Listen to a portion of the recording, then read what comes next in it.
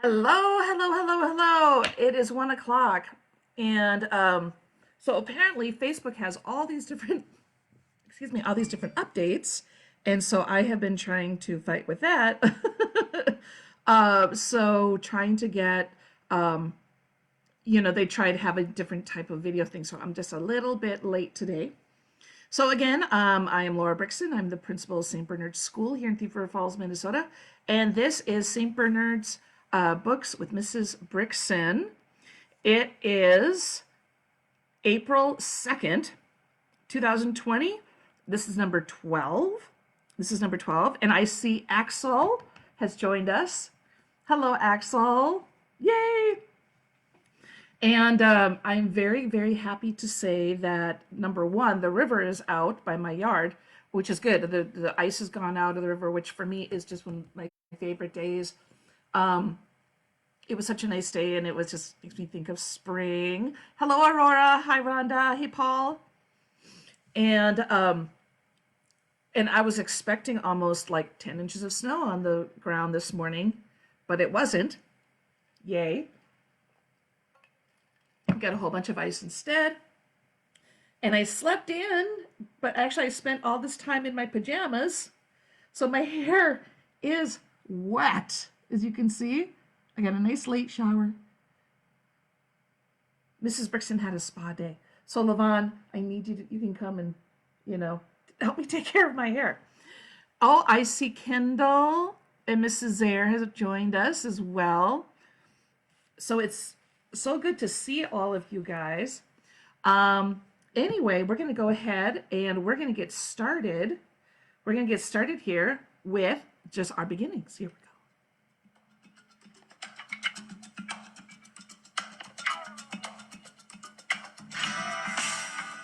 So we get this.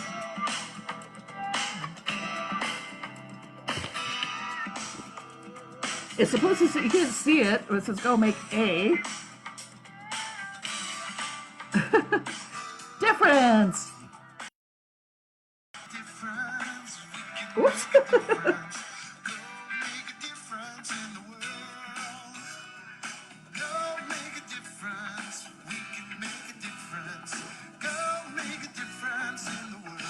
Hey, all right. So it's a good thing I'm glad I mentioned that. Parents, please check your email and also check on this website, on this Facebook page. I did send home a newsletter to parents, chock full of really, really good stuff. So please make sure you check that out. Lots of good information. And I did get some shout outs. We did get some shout outs out there to some of our St. B kids who are going for the Making a Difference. And if you saw the paper, if you saw the Times, we have Miss Harlow. Miss Harlow was sewing all of those masks, and they actually put her on the front page of the Times. So that's just fun to see and do that. And I know that Moonies were writing cards to people in nursing homes. So that's definitely appreciated. And oh, and I see that Becky Phillips was wondering, is the internet choppy for everyone or just us? It's not. It's kind of, even with me, my, maybe I won't move around a whole lot because otherwise it looks really goofy. But I'm guessing at 1 o'clock, everybody in the world decides they want to go on the internet. Hello, Phillips. Hello, Bakkies. Hello. Hello, Mrs. Burkell. It's good to see you guys. Thursday. We've been at this for 2 weeks. Can you believe it? So our joke of the day, I'm going to make sure I'm set up. Okay. Oh, hold on. Technical difficulties. Come on. Okay. Okay. Oh, I just lost it.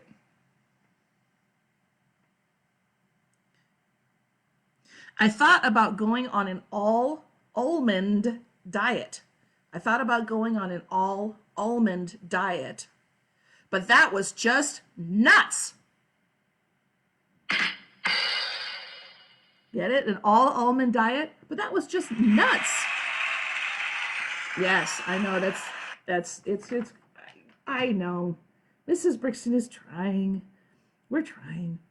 Anyway, um, again, if for some reason you're not able to be here during the live thing, make sure you go to this website. This is the playlist.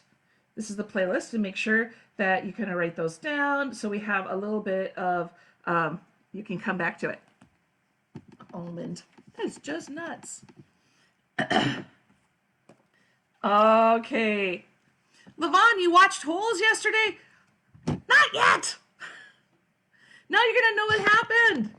Did you like it? Did you like it, Axel? We'll have to take a look here. Ah! Oh, and the Wrath Boys have joined. Wrath Boys, you've got perfect timing because I'm just about to start. So, where we left off, remember we're reading Holes by Louis Sachar. And in fact, you know what I'm going to do? Give me just a second. I'm going to turn on the light.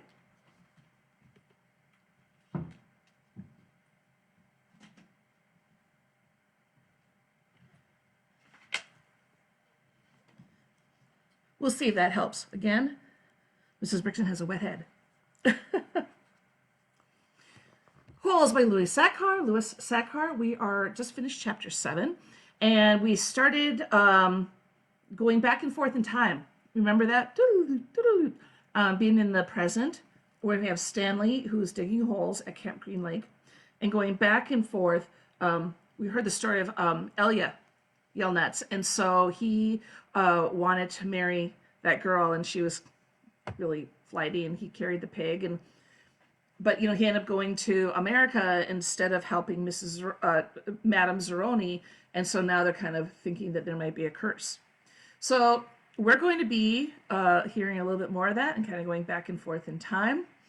And remember, Stanley has dug his first hole, and he is just, it was something 5 feet deep, 5 feet around. It's crazy. So let's begin. A lot of people don't believe in curses. A lot of people don't believe in yellow-spotted lizards either. But if one bites you, it doesn't make a difference whether or not you believe in it or not. Actually, it's kind of odd that scientists named the lizard after its yellow spots. Each lizard has exactly 11 yellow spots, but the spots are hard to see on its yellow-green body. The lizard is from 6 to 10 inches long and has big red eyes.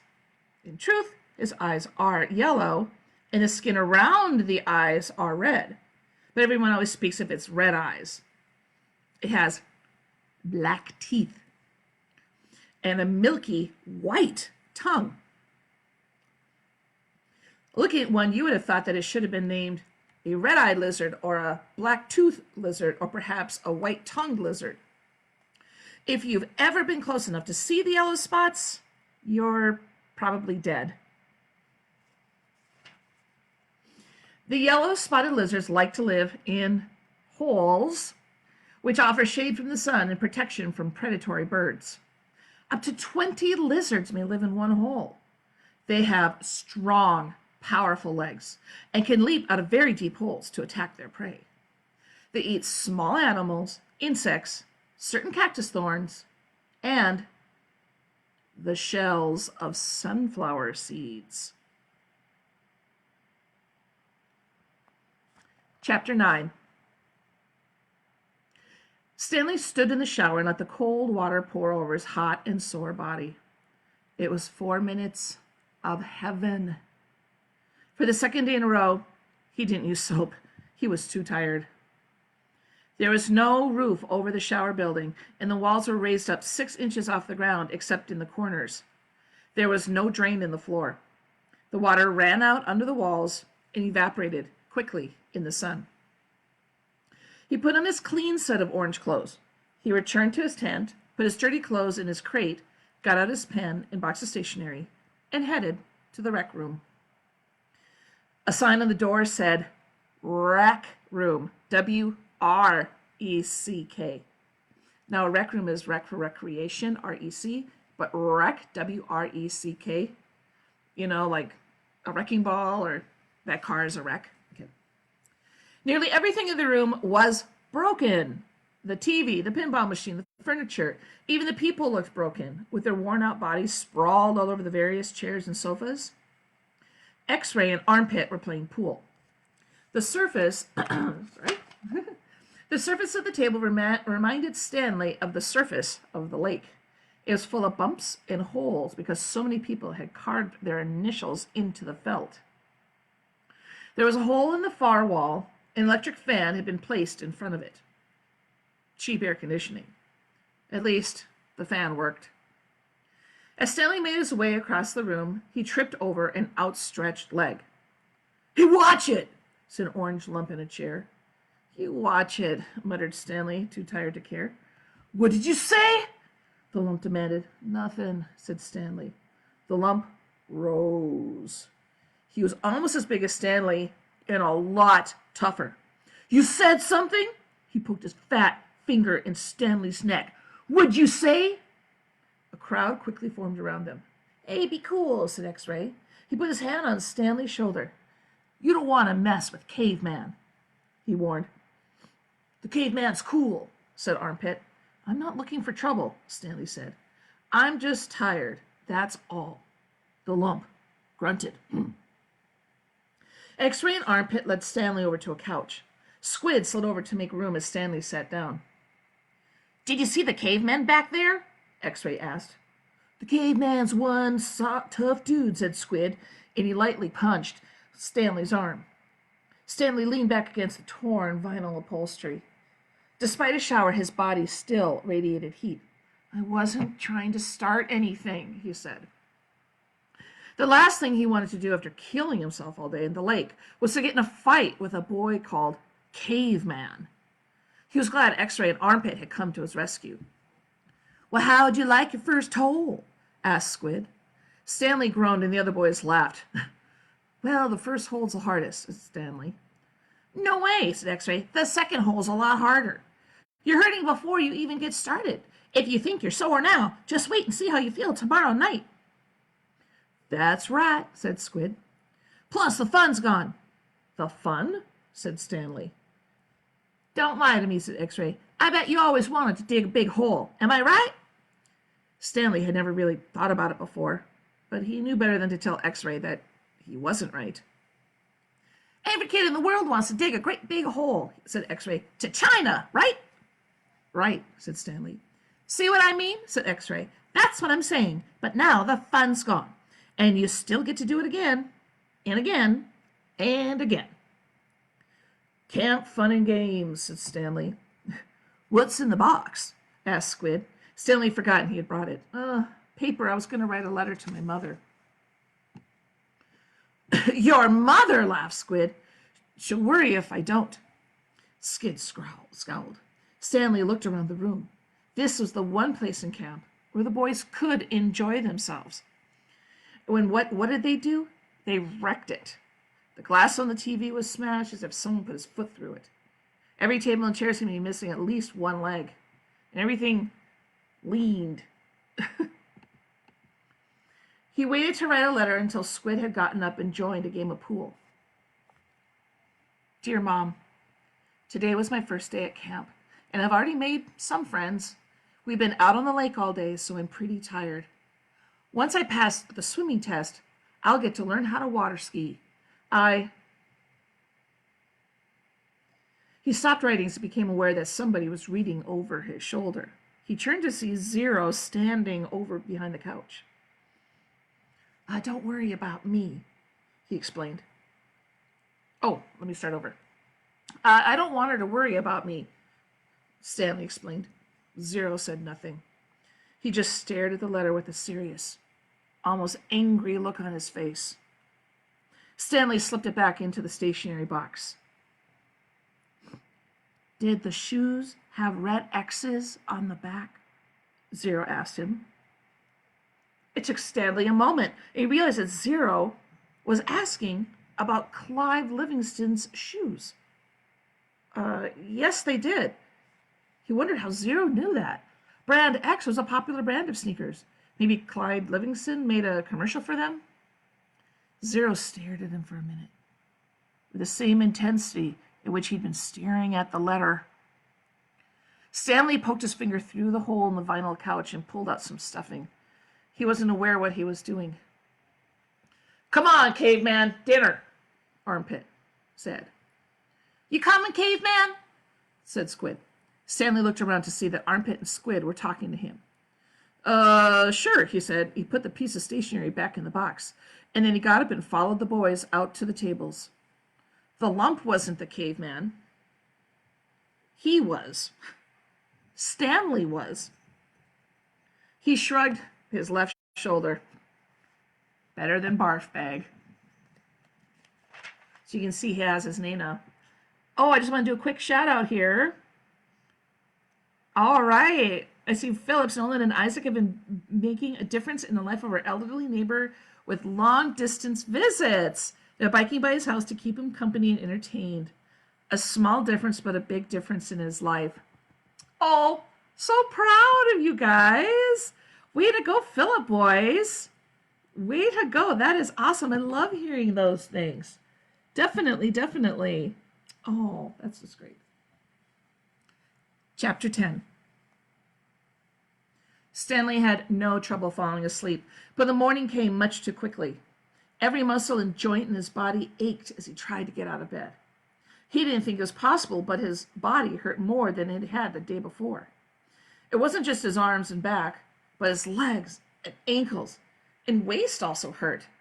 The only thing that got him out of bed was knowing that every second he wasted meant he was 1 second closer to the rising of the sun. He hated the sun. He could hardly lift his spoon during breakfast. And then he was out on the lake, his spoon replaced with a shovel. He found a crack in the ground, began his second hole. He stepped on the shovel blade and pushed on the very back of the shaft at the base of his thumb. This hurt less than trying to hold the shaft with his blistered fingers. As he dug, he was careful to dump the dirt far away from the hole. He needed to save the area around the hole for when the hole was much deeper. He'd never know if he'd even get that far. X-ray was right. The second hole was the hardest. It would take a miracle. As long as the sun wasn't out yet, he removed his cap and used it to help protect his hands. Once the sun rose, he would have to put it back on his head. His neck and forehead had been badly burned the day before. He took it one shovelful at a time and tried not to think of the awesome task that lay ahead of him. After an hour or so, his sore muscles seemed to loosen up a little bit. He grunted as he tried to stick his shovel into the dirt. His cap slipped out from underneath his fingers and the shovel fell free. He let it lie there. He took a drink from his canteen and he guessed that the water truck should be coming soon. But he didn't finish all the water just in case he was wrong. He learned to wait until he saw the truck before drinking his last drop. The sun wasn't up yet, but its rays arced over the horizon and brought light to the sky. He reached down and picked up his cap, and there, next to it, he saw a wide, flat rock. As he put his cap on his head, he continued to look down at the rock. He picked it up. He thought he could see the shape of a fish, fossilized in it. He rubbed off some dirt, and the outline of the fish became clearer. The sun peeked over the horizon. He could actually see tiny lines where every one of the fish's bones had been. He looked at the barren land all around him. True, everyone referred to this area as the lake, but it was still hard to believe that this dry wasteland was once full of water. Then he remembered what Mr. Sir and Mr. Padansky had both said. If he dug up anything interesting, he should report it to one of them. If the warden liked it, he would get the rest of the day off. He looked back down at his fish. He had found his miracle. He continued to dig, though very slowly as he waited for the water truck. He didn't want to bring attention to his find, afraid that one of the other boys might try to take it from him. He tossed the rock face down beside his dirt pile, as if it had no special value. A short while later, he saw the cloud of dirt heading across the lake. The truck stopped. The boys lined up. They always lined up in the same order, Stanley realized, no matter who got there first. X-ray was always in the front of the line. Then came Armpit, Squid, Zigzag, Magnet, and Zero. Stanley got in line behind Zero. He was glad to be at the back so no one would notice his fossil. His pants had very large pockets, but the rock still made a bulge. Mr. Podansky filled each boy's canteen until Stanley was the only one left. "I found something," Stanley said, taking it out of his pocket. Mr. Podansky reached for Stanley's canteen, but Stanley handed him the rock instead. "What's this?" "It's a fossil," Stanley said. "See the fish?" Mr. Podansky looked at it again. See, it even has little bones," Stanley said. "Interesting." Mr. Podansky, "Let me have your canteen." Stanley handed it to him. Mr. Podansky filled it and then returned it. "So, do I get the rest of the day off?" "What for?" If I found something interesting, the warden would give me the day off." Mr. Podansky laughed as he gave the fossil back to Stanley. "Sorry, Stanley. The warden isn't interested in fossils." "Let me see that," said Magnet, taking the rock from Stanley. Stanley continued to stare at Mr. Podansky. "Hey, Zig, dig this rock." "Cool," said Zigzag. Stanley saw his fossil being passed around. "I don't see anything," said X-Ray. He took off his glasses, wiped them in his dirty clothes, and put them back on. "See, look, a little fishy," said Armpit. Chapter 11. Stanley returned to his hole. It wasn't fair. Mr. Podansky even said his fossil was interesting. He slammed his shovel into the ground and he pried up another piece of earth. After a while, he noticed X-Ray had come by and was watching him dig. "Hey, caveman, let me talk to you for a second," X-Ray said. Stanley put down his shovel and stepped out of the hole. "Say, listen," X-Ray said. "If you find something else, give it to me, okay?" Stanley wasn't sure what to say to X-Ray, who was clearly the leader of the group, and Stanley didn't want to get on his bad side. "You new here, right?" said X-Ray. "I've been here for almost a year, and I've never found anything. My eyesight's not too good. Nobody knows this, but you know why my name's X-Ray?" Stanley shrugged one shoulder. "It's Pig Latin for Rex. That's all. I'm too blind to find anything else." Stanley tried to remember how Pig Latin worked. "I mean," X-Ray went on, "why should you get the day off when you've only been here a couple days? If anybody gets a day off, it should be me. It's only fair, right?" "I guess," Stanley agreed. X-Ray smiled. "You're a good man, caveman." Stanley picked up the shovel. The more he thought about it, the more he was glad that he agreed to let X-Ray have anything he might find. If he was going to survive Camp Green Lake, it was far more important to think X-Ray think he was a good guy than it was for him to get one day off. Besides, he didn't expect to find anything anyway. There probably wasn't anything of interest out there, and even if there was, he'd never been what you would call lucky. He slammed his blade onto the ground and then dumped out another shovel full of dirt. It was a little surprising, he thought, that X-Ray was the leader of the group, since he obviously wasn't the biggest or the toughest. In fact, for Zero, X-Ray was the smallest. Armpit was the biggest. Zigzag may have been taller than Armpit, but that was only because of his neck.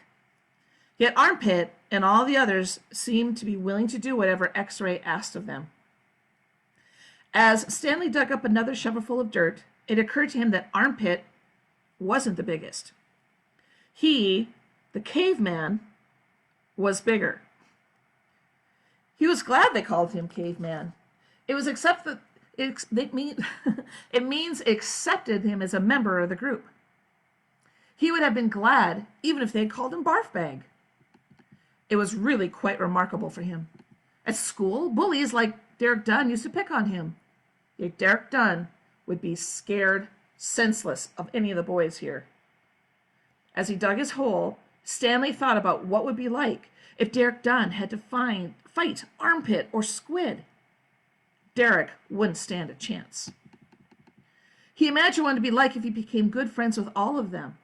And then for some reason, they all went with him to his school. And then Derek Dunn tried to steal his notebook. Just what do you think you're doing? Said Squid as he slams his hands into Derek Doug's smug face. Caveman's our friend, said Armpit, grabbing him by the shirt collar. Stanley played the scene over and over again in his mind, each time watching another boy from Group D beat up Derek Dunn. It helped him dig his hole to ease his own suffering. Whatever pain he felt was being felt 10 times worse by Derek. Okay, and I'm going to pause there.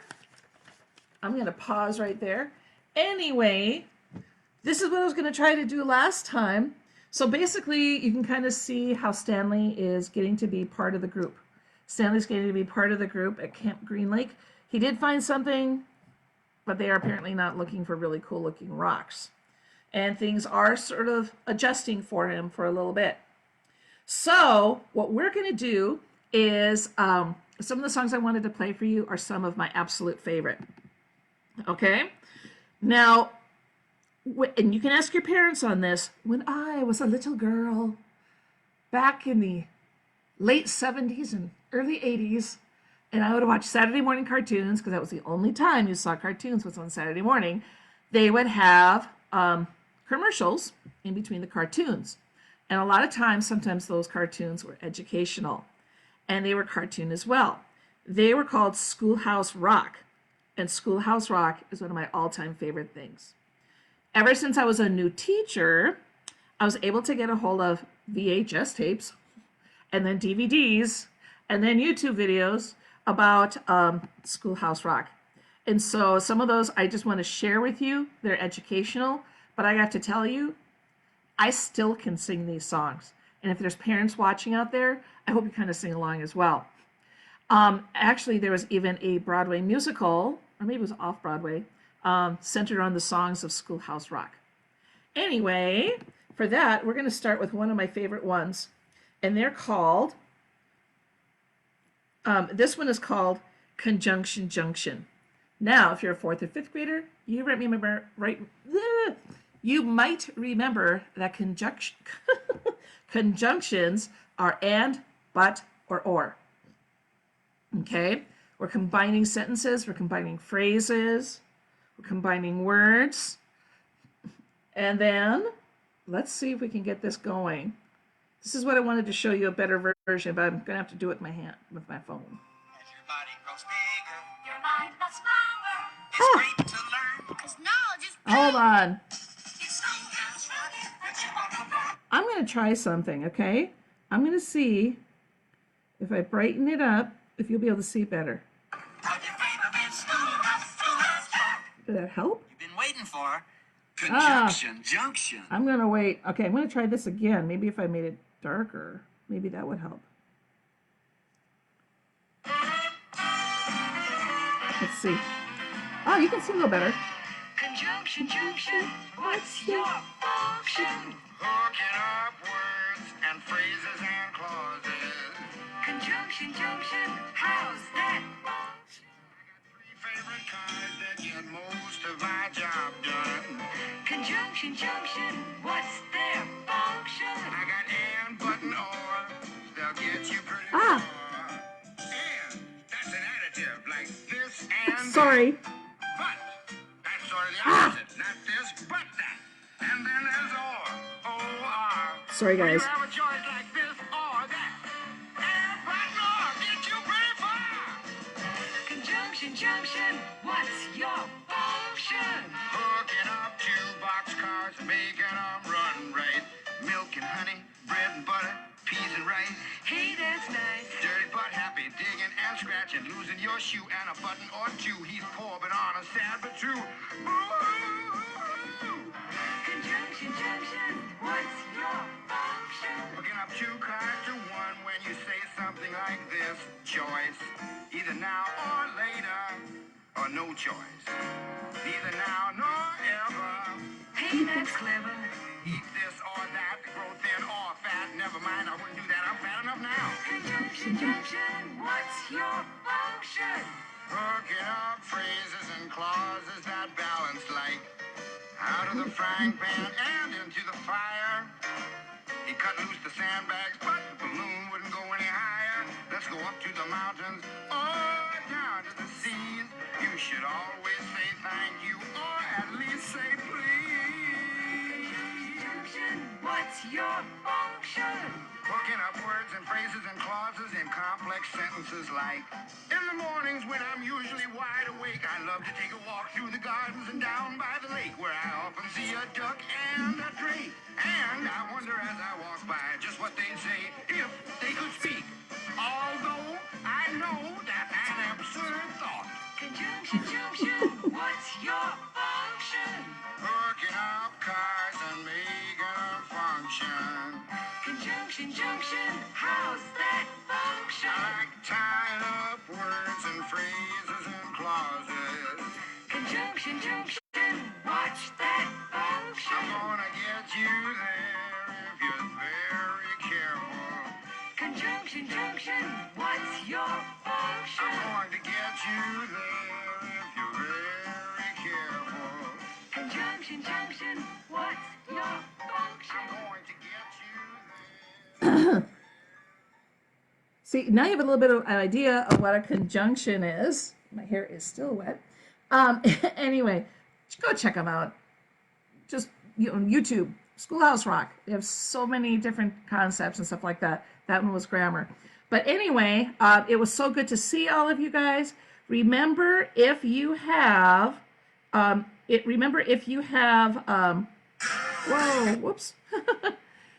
Remember, if you've missed anything, you want to go back and you miss some of the story, you can go back to the site and you can watch it again. But for then, come on, let's join me. And let's give a special shout out to the Phillip boys today. Thank you very much for showing us how you have gone and made a difference.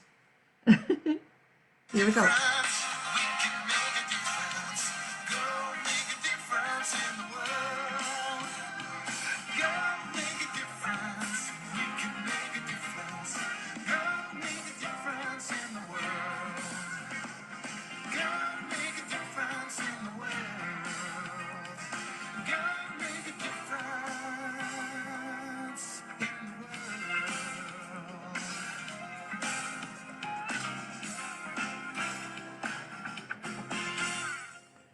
Awesome job. We'll see you later. Have a wonderful day. We will see you